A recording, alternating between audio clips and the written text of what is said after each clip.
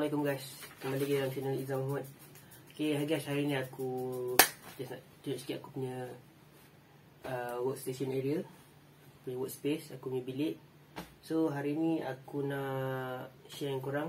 Aku ada beli satu barang additional untuk set up meja aku. So aku nak share video untuk korang. Let's check it out.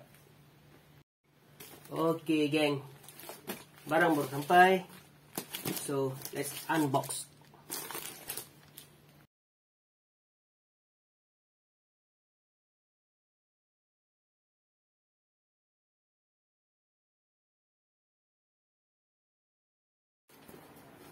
Okay guys, memandangkan aku ada dua monitor, so space aku agak penuh dengan barang-barang atas meja. So aku nak try gunakan yang barang aku beli ni, apa ni, stand untuk monitor. Tengok macam mana boleh tak aku arrange balik atas untuk space aku dekat ni workstation. Let's go.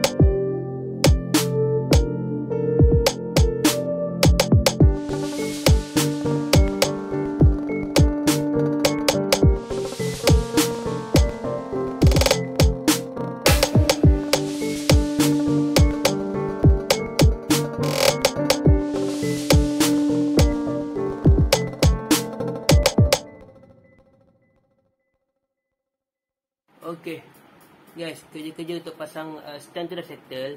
Sekarang ni kita nak buat benda ni pula. So untuk sambung kita punya setup, jangan lupa part 2. Ciao.